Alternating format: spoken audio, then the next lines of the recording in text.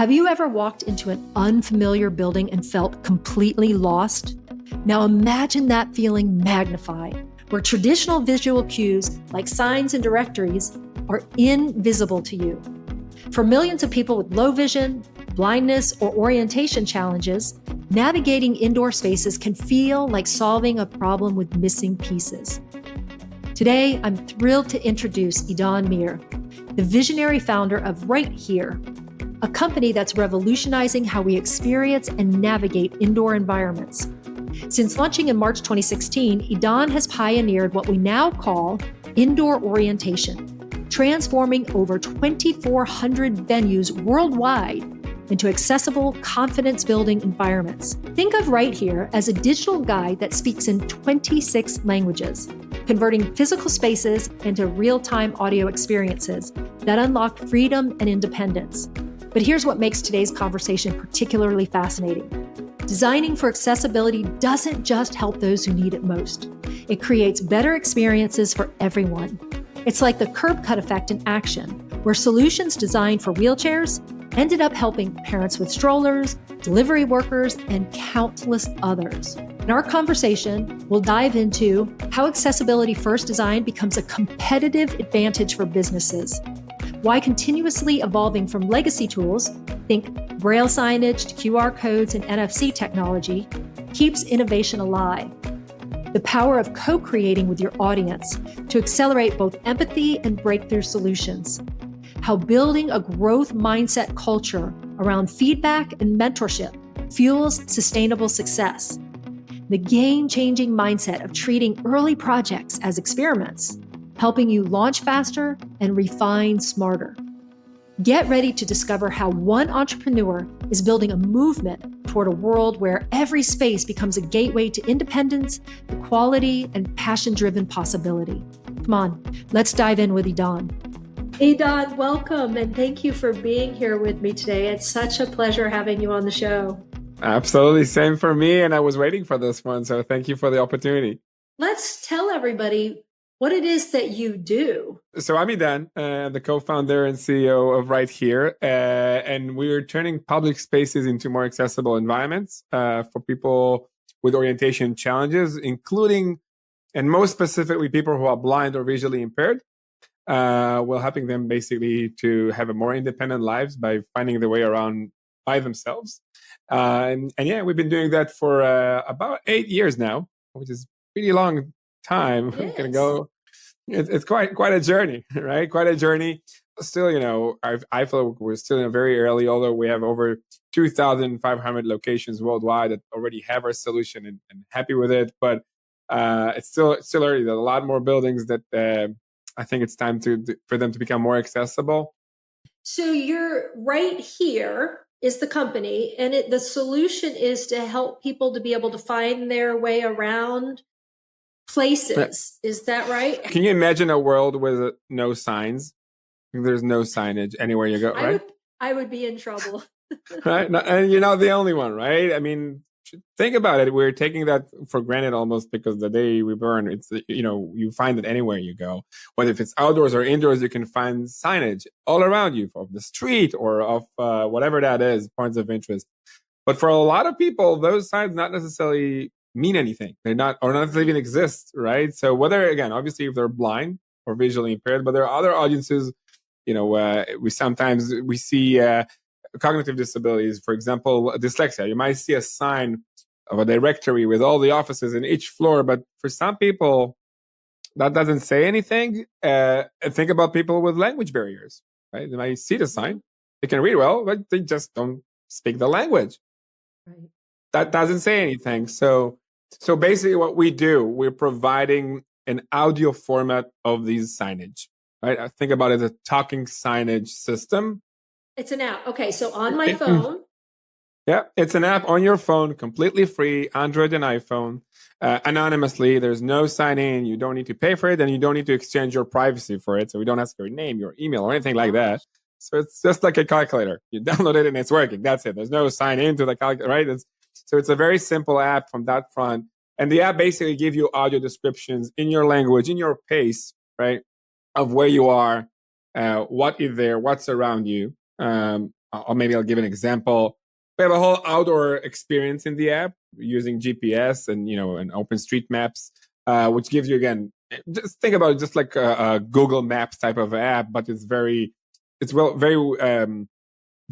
been designed for the blind, visually impaired primarily, and people with orientation challenges. There's more features to that, more cues there, more aid around that. So that's the outdoor mode. And then in indoor mode, where there's no GPS, right? You basically be able to hear. So, for example, you are at the main entrance to this stadium, right, or hospital. We're now completing a large deployment in a hospital not too far here in DC. So you're at the main entrance to the hospital. What is in this hospital? So in this hospital, there are 3 floors, and this floor is this, or in this building, or this, right? And then what's around you, no matter where the user is pointing around with their phone, like 360 degrees around them, the app will let them know what is there in what distance. So I'm at the entrance, I'm looking this direction, there might be the elevators 30 feet or 50 feet, right? So you point your phone in the direction that you're looking. I'm looking to the south or to my right, if that's where the south is. I point the phone there, and the phone tells me what's down that direction. So correct. For me, who can sometimes be directionally impaired, especially in like high stress situations when you're in a rush, I'm thinking like airports. Yeah. Those can be really challenging because it's not just, you might be in the wrong terminal, you might need to go up an escalator and elevate. So do you provide support? In airports? Where are you? Yeah, we're again, so it's over 2,500 locations worldwide. We have in almost all sectors. I believe all sectors, maybe we're missing 1 or 2, but from airports to hospitals to shopping malls to little restaurants, and anything in between, libraries. And yeah, there's definitely, again, we're probably going to talk how we got to this later, but I have horrible orientation skills myself. And that's become just like as you said. Tell us about that. I want to know, why did you choose right here? Because clearly you're not visually impaired. You wear glasses, but other than that, you can see well enough. So why did you think this was something you needed to create? Yeah, so just as I said, I have really horrible orientation skills. I always have that friend that when he suggests going left when it's obvious to go right, because we've been there 5 minutes ago. So like we all know it's the other direction. Aside from me, Dan, that just don't remember that. So I'm really bad with directions and orientation. And when we started right here, we thought that if we'll be able to solve or address the orientation challenge to those that had the most severe challenge around that, and we thought about the blind, visually impaired community, you ultimately will be able to solve it for everyone else. And I'm excited that today with AI, etc., we really are getting to the point where we can finally open up the app to even more audiences, and bring this this concept, this value of independent wayfinding to even more people. One of our first team members, Adi, is a software engineer who happened to be blind from birth.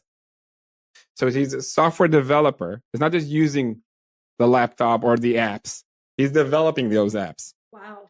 What's absurd here, that when we ask Adi, what is the most challenging part of your work with us, because we kind of immediately started to work with him, he was like, well, I think the biggest challenge I have is finding the elevators in this building. Seriously, is that that's your biggest challenge? And like, obviously it was, right on spot of what we were trying to solve. Right. So from an experience, standpoint, again, there's basically 3 components to the whole system we developed without getting too geeky about it. But one is the app. I promise to the listeners, don't worry, not too much technical here, but there are 3 main components. One is a free app, both Android and iPhone. It supports 35 different languages. As I said, anonymously, no sign-in. Invite you all to download it and try it. The second component is our beacons or markers. It's a piece of technology. Let's call it for this piece of technology we put in the facility, in the building. It's like sensors that we put in the building, which allows us to know where the users are, again, where there's no GPS.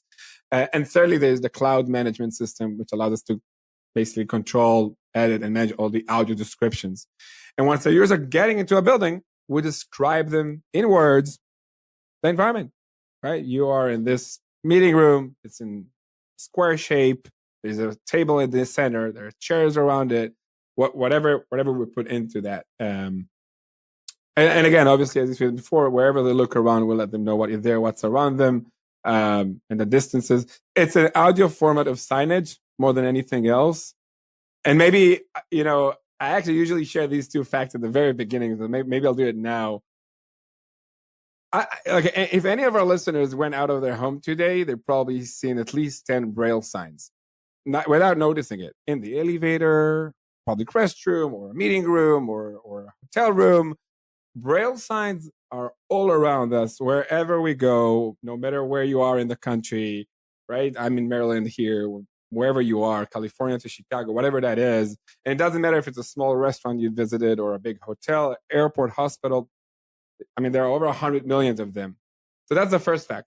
The second fact, most people don't know it, is that over 90%, about 90 to 95% out of the blind community cannot read Braille at all. Wait a minute. That's crazy. So, and I say that's crazy because you're not only saying the majority, you're saying a huge, like almost every blind person does not read Braille. Right. So just 1 out of 10.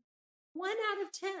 So why do we continue to put Braille everywhere? And is it time to adopt your right here technology to open up the access? Sure. When you can't see, sometimes it's probably hard to find the Braille, even if you can read Braille. Like where is it? Like, how do you find it? So, exactly. I mean, I know it's like near a room number, but you got to be able to see that room number. Yeah. I mean, it's part of the challenge where only 1 out of 10 people who are blind can actually read Braille. There's different reasons for that. We mentioned people who turn to be blind in the middle of their lives. Developing the sensitivity in the finger of recognizing the dots is very hard. If you're not doing it early on in your life, it's really hard to get that. We all have smartphones nowadays, so you can read the news or hear the news from your smartphone, not necessarily a newspaper. So there's different reasons why so little can read Braille. And for those, finding the sign, as you said, is a big challenge by itself. I mean, there are standards. There are standards where it's supposed to be, but I mean, even then, it's a bit challenging. And I will even add to that since COVID, even if you know to read Braille and you've been lucky to find a sign, you do not necessarily want to touch it. I mean, think public restrooms. Yeah. I mean, we sighted people don't necessarily think about it too much because we see the sign, we go in. Right? So having an audio format of it is very powerful. It could be ours right here. By the way, we're writing it RIGHTHEAR. I believe that in a matter of a few years, I don't know if it's going to be a year, 2, 3, 5, 10, but I think it's just inevitable that signage will evolve. I mean, the reason we have so many Braille signs out there is because of the ADA, the American Disabilities Act. And about almost 40 years ago when it was written, the recommendation for having signage accessible or effective for the blind community was putting Braille on it. That was probably the best idea in the room and the right step to the right direction at the time. But we're 2025, almost 6, right? And we can do better. Tell me about the Zero Project Award. Right. What is the Zero Project Award, and what did you win it for? It's like I always describe it as the Oscar for disability or inclusion or assistive technology. It was a very honor to get there on stage. It was 2 years ago on the UN Center in Vienna, in Austria. There were companies from all around the world. Yeah, I mean, people from all around the world. I think about 80 or more countries, different innovations. Was like a vetting process there, and I'm very proud of us being able to get to that stage and winning it. There's every year there's new winners that join this kind of network, and really amazing innovations. And and I'm proud of that. But I think I always share in my mind that it takes a village. So it's not just us winning, like us winning it, it's nice. Our technology is amazing, but at the end of the day, it takes the society, it takes the the the market to adopt it. At the end of the day, if it's not out there, we're not doing much. Where are you focused on getting into now? What's at the top of your list?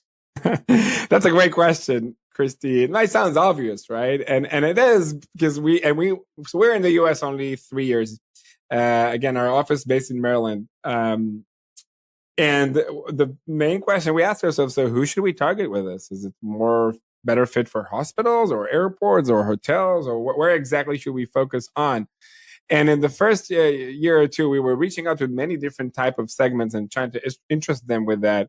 And it's always what sounds like, hey, Christy, your hotel could be more accessible, or your guests having a hard time to find their way around. Here's a solution for you.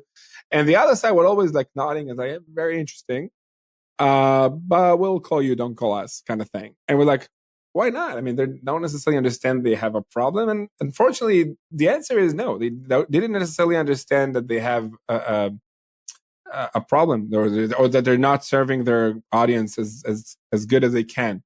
So we got back to our community, as we always do, from, again, day one. By the way, one of the reasons we call ourselves Right Here is as a self-reminder that the right thing to do is to hear or to listen to our community, because they know best what's going to happen. They are the biggest beneficiaries and the biggest drive from this all. So we got back to them and asked them, what should we do? And they say, well, we'll contact these businesses, we'll contact those facilities. Yeah. And now the whole dynamic has changed, because now it's a customer asking for some from accommodation rather than a company offering a sale here. So and therefore, to answer your question, who are we targeting? We're targeting bringing value to our users. So wherever they take us, we'll go. And we have a great community and movement that's starting to really advocating for this. And yeah. It makes sense to me that, if somebody's not hearing from their customers that there's a need, then you approach them and they're like, well, nobody's told us this is a problem. But probably part of that problem is people not being aware of the technology. So hopefully people listening, this will help people know that there is a solution. And it's not, like, to your point, just about people who are visually impaired. It could be people challenged getting around. But even for myself, I was in Tokyo earlier this year, and Tokyo does a phenomenal job with signage and so forth. But it's overwhelming when you're in a place that's so different, you're so unfamiliar, it's so busy, to have something like audio cues saying, you're here, this is to the right, this is to the left. Now, having said that, could I say, this is where I want to go, and put that in and have it guide me there? So I'm in a certain train station in Tokyo and I want to go somewhere else. Can I put that in and get directions audio? Well, interestingly, Audible, right? The app, the one that we all use to hear books, to listen to books, right? Think about it. It was as an accessibility or assistive technology at the beginning. Like, who want to listen to a book? Well, the blind, but why would I want to listen to a book? Well, actually, it's pretty convenient, isn't it? I mean, I'm on Audible all the time, right? So it's interesting how assistive technology always evolving to other mainstreams. So no, at the moment you cannot set a destination and we'll take you there. That's a navigation experience, which Right Here is currently not focusing on. There's a slight distinction between navigation and orientation. Navigation is all about taking you from point A to point B. So take me to Christy's office, and then to right, to left, to right, to left. You've arrived. This is not what we're doing. And there's an orientation, which is just like signs. They're not navigating you anywhere, but they do give you directions. So you can basically navigate your way thanks to these signs. But it's not like take me to. And there was a trade-off when we done that, because obviously there is a need for navigation. Right? There's definitely a need for that. But that requires way more, infrastructure, planning, routing, and cost, which a lot of times get those, facilities to say, hey, that's not for us. I mean, and by the way, there's many cases where it's not necessarily needed. Like we've been doing all of McDonald's restaurants in Israel. for example, right? And Pizza Hut there as well. You don't necessarily need a navigation tool there, but you do need to know where's the, pickup counter or restrooms or dining area or like sitting area. So our focus is on orientation. It's also about equalizing the experience. So me as a sighted person, when I go places, I see the signs and I'm trying hardly, but trying to navigate with them. So similarly here, we're bringing those signs into an audio format for anyone else. I want to ask you about you. How would you describe yourself? Ooh, how would I describe myself? That's a tough question, Christy. I can think longer on that, but let me try. I would describe myself as a determined person, a stubborn sometimes, like, it's part of it. But to do good or bad, trying to keep my mind open and very much purposeful. I have to understand exactly the why of what we're doing, and I have to believe in the why of what we're doing to my bones, like really much, like very, very much.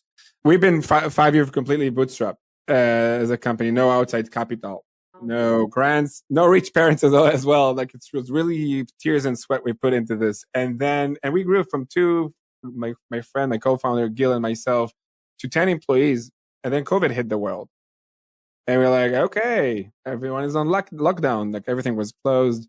We were back in Israel when we started, and everyone told us just shut down the business. I mean, there's no way any business who's now going to open up their doors couldn't care any less about making their spaces more accessible for the blind. So have you ever had naysayers, people that told you shouldn't do it?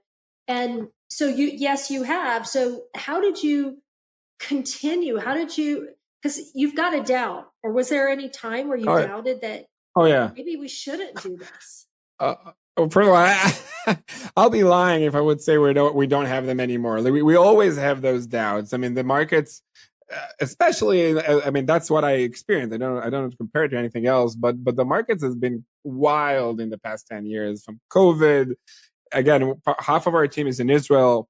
I don't think we need to elaborate about how hectic things going on there right now. So AI is now happening, right? How dramatic is that? So doubts are part of this game. They're part of this game. Returning to this confident point, I guess, is boils down again to the why, and the why is so. I think that's our secret sauce. To be honest, our why is our secret sauce as a business. If we wouldn't have that why, if we didn't know that there are people that relying on this when they go out and about to their work, and sometimes we are surprised by that. Like we just recently done a change in our, we took off the French language interface. We thought, hey, we don't have a lot of locations in France. That's not going to bother anyone. And then we got a lot of emails from there, like, oh wow, we didn't know. Like, okay, now we're working on it.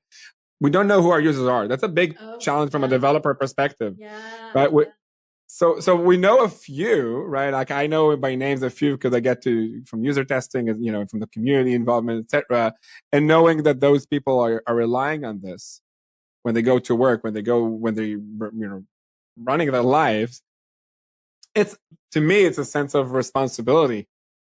And that's what it is. So it's bigger than business. In other words, to me, it's bigger than the business. And I think when you have a mission that is bigger than the business in this context, is just survive anything. And really, it's just to help us survive many downs. Days where it's like you're so bogged down in the details and so much to do. And I know you said like today is a day like that for you, where you have to remind yourself, okay, this is my why. This is why I'm doing this. This is why I'm dealing with all of these frustrations, is because there is a community.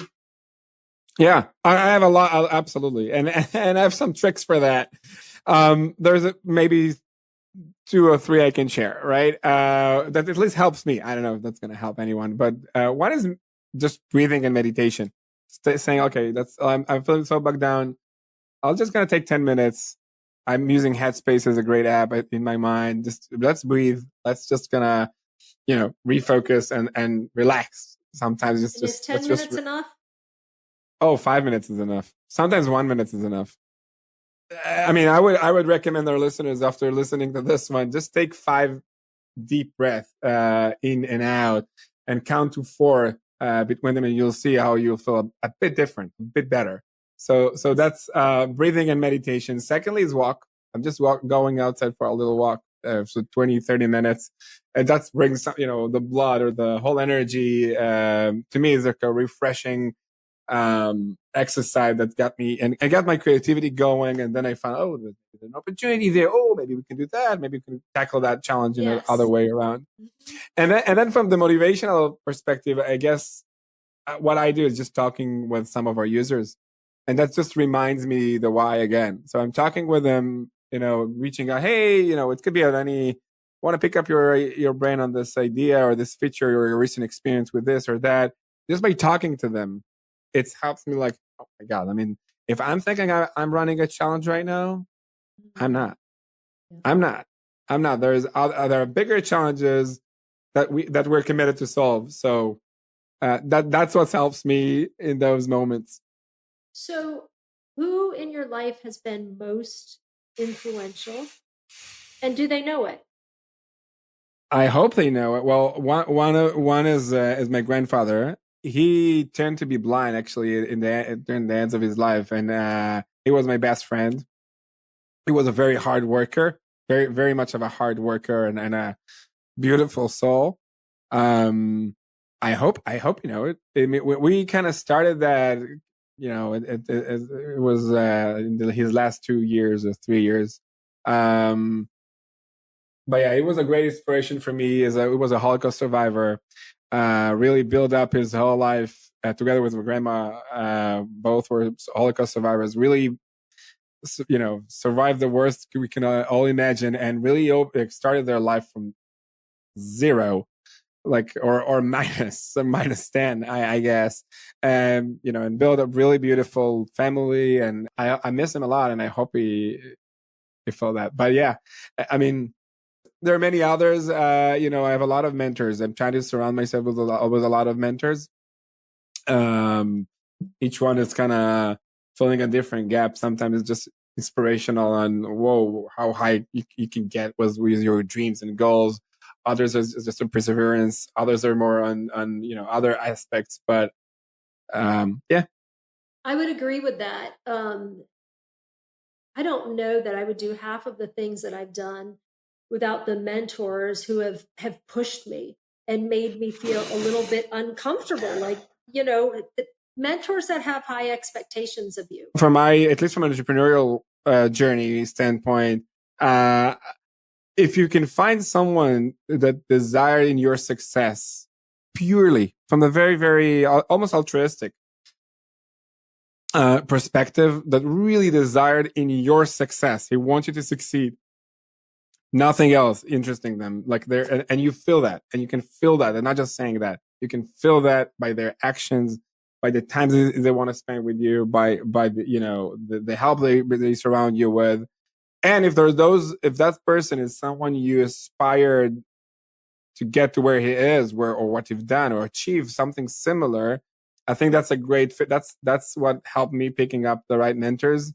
Because you tend to listen more closely for what they're saying, because they've been there, they've done that, and because they truly want you to succeed. There's no hidden reason for that. That's important. Yeah. It's important to find those people. So and it's hard. Yeah, that's what I was going to say. How did you find those people? I mean, honestly, it was a lot of luck in my mind. I mean, I got to know, I'll shout out to you, Lior Weinstein, if you listen, by luck, by a friend who got me to introduce him, like, hey, he's been doing entrepreneurship for some years. He might give you some good tips. Name? Lior Weinstein. He's sharing amazing content. Like, every post is pure gold. So I highly recommend finding him and following him. So he was, from day one, it was clear to me that nothing else interesting to him than helping me succeed. And I will owe him for that forever, probably.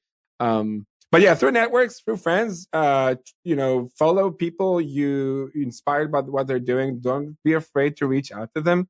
Say, hey, I'm looking, don't say I'm looking for a mentor necessarily, but I'm in this stage and I'd love to have your advice on this or pick your brain on this or get some feedback on that and see if there's something happening there. Like if the other side, it's a relationship. At the end of the day, it's a relationship. So it doesn't happen in the first date kind of thing. But if you build it up, and remember to be super appreciative of it.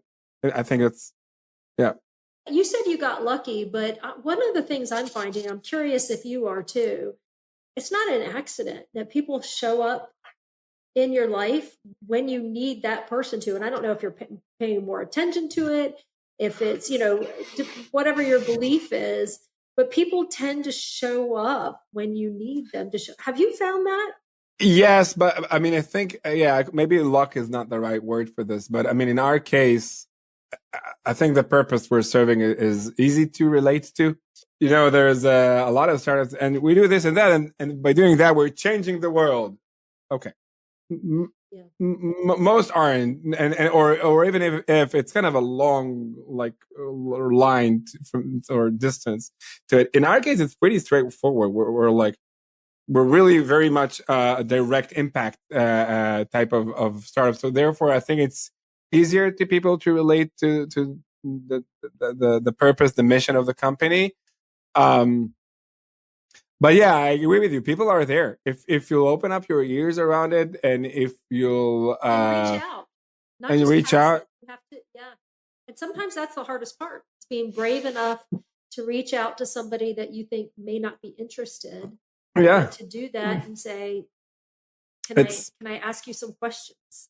It's a bit of chutzpah, as we say in Hebrew, a bit of chutzpah and a bit of directness. Like, hey, it's a vulnerable place a bit because, you kind of, but pack that ego aside and say, hey, I'm at this point. I feel like I need that. I highly appreciate your feedback. 10 minutes, 5 minutes, wherever you are. And hopefully the other side will relate to it. And by the way, if not, a little bit of persistent never couldn't cause no harm. I mean, if you're annoying them, then maybe stop. But another 2 or 3 follow-ups, don't worry. How do you stay grounded? Because you've got a lot going on. We talked a few weeks ago or last week, whenever that was.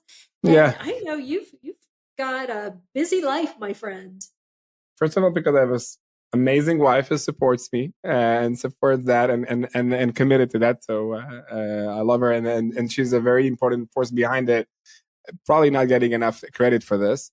So here you go. What's your wife's name?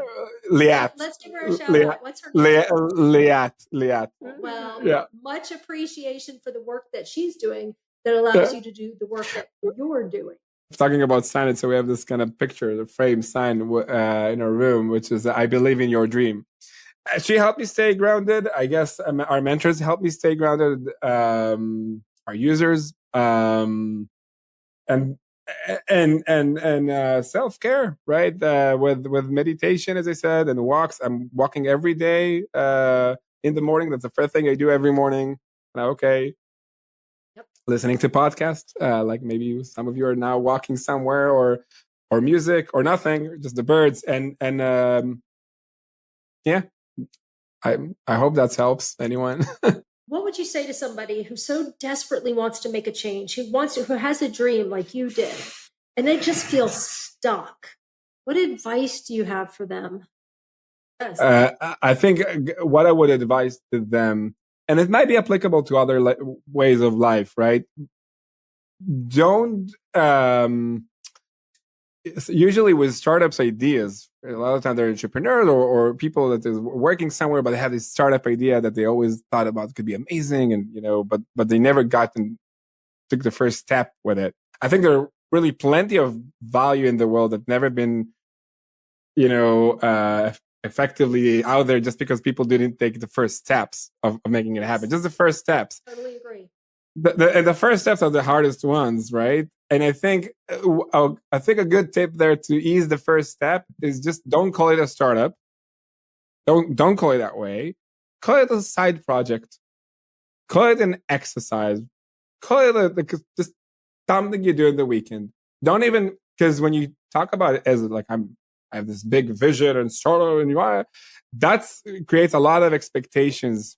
First from yourself. You're like, oh, so if that's the case, I need to maybe dress this way or go these places and speak like that or whatever. Learn a million things or before you start. Exactly. By the way, that's a big piece of it. I've met plenty of talented people, really talented people. Who are like, yeah, I don't feel ready to do this startup. Like, yeah, well, why? Because I feel like I need to learn more. I mean, okay, fine, but I feel like you're really ready. You just not necessarily have the confidence of doing that, right? So, and specifically entrepreneurship, in my mind, is one of those areas of life when really the only way of learning it is doing it. Just like swimming, you cannot really learn to swim without getting into the water, right? I mean, you can learn to swim. You'll do this, but until you get to the water and swallow a bit water and kind of draw a little bit, and until you really feel the water, you wouldn't. Until you it's get scary. it, you're scared. You have to be scared. So what you do when you learn to swim, right? You don't get immediately to the middle of the ocean and good luck, right? You start in the shallow water where you can stand up if something happened, right? You're doing it for 2 minutes and then you go out like small steps, really small steps. And without saying, I'm going to be the Olympic swimmer, right? Michael Phelps. No, I just want to be able to get around in the water. A big part of building this confidence and taking the first step is just reducing everyone, including yourself's expectations, your wives, your friends, your parents, whoever that is, expectations from it. You're not building a startup yet. You're working on a side project that even if you'll treat it that way, like this is supposed to fail, I'm building it, I know it's going to fail. I'm just waiting for that to fail, but I'm playing with it in order to learn. And you'll be surprised. Maybe because of that attitude, it's actually going to succeed because it'll take more risks. Well, right? I'd love to hear about your thoughts on failing, because the people I talk to say, gosh, I failed a lot, so many times. Mm-hmm. So they got in, and to your example, swimming, got in and I couldn't swim to the other side of the pool. I got in and I flailed around and I had to put my feet down. And then I learned how to do it a little bit differently. And so then I got a little bit further. And then I learned how to breathe properly while I'm swimming. And now I can make it to the other side. Well, now somebody taught me how to do a proper stroke. And now I can swim back and forth. And now I'm improved, all of those things. So I really like that analogy of you got to get in the water first. Yeah. Yeah. Or just, by the way, it also is driving, right? When you learn to drive, you're just sitting behind the wheel and good luck. But hey, are you sure there are real cars out there? There are real people on the street. Like, yeah, but everyone learned to drive that way. There's no other way to learn to drive. There's no other way to swim, to walk, right? In my mind, I think it's a lot around the expectations and the stories we're built for ourselves in our minds. So, I mean, you expect to fail. Just change the mindset. Like, you're supposed to swallow some water. If you're not, you should feel proud. That's the level of expectation you should have. I'm going to get in the water. I'm going to swallow a little bit. By the way, the good news with at least with business or entrepreneurship, kind of, nobody really going to hurt. Not you and nobody else. At least not at the very, very beginning of it. Unlike with swimming or driving, which, that's actually risky. That's actually risky, right? Yeah. This one isn't really risky. So just reduce the expectations. Take the first step. And the best time doing it is today. No, there's no reason to say, oh, yeah, you know what? That's for anyone who's listening to us, like, oh, that sounds inspiring or whatever, or like, motivating. I'll do it, but I'll do it in the weekend because I'm now busy. No. Just do a tiny little thing right now. Put something on your calendar right now. Whatever. Make that phone call. Send that email. Design that on a notepad. It will take you 5 minutes and you'll feel so much better with yourself that you've started. You've made the first little step. So, and that's get momentum. By the way, usually that just brings you more momentum to do the next one. So, right. If you could say anything to your younger self, give yourself some advice, what would you say? Probably start earlier, even earlier. Although I started pretty early, but I would recommend starting earlier. take the trip longer. I mean, travel the world. I had a half a year traveling in the Far East when I was 21 or 2. Best time of my life. I would do it. Like I would do it even longer. I mean, that was a high recommendation at the time. But overall, I think I'm happy that I've been able to be committed to my heart and to my path. Also, when it was a bit more riskier or more challenging, and it definitely has its sacrifices for sure. I mean, definitely from many aspects, but yeah. So, what's next for you? More and more locations accessible. That's to me the mission. Just like many other businesses, there. I mean, some last forever. There's some built to last, but I think that right here chapter of my life, for me, I like to end it in I don't know how many years, but where I feel like that the company and its achievements as a company and the dent that we made in the universe inspired other companies, other entrepreneurs, others innovations to do good, to leverage technology to do good. So to actually have an impact that is beyond what we're specifically focusing on. We've been challenged over the years, and still in a way, when as I said, we run 5 years bootstrap, then 3 years we raised our first pre-seed and seed round, and talking to investors, usually when you pitch something that is impactful, oh, so you're an impact startup.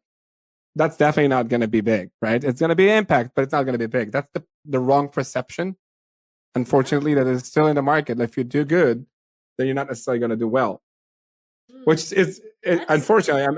That's why. I mean, do you feel that? Do you see it?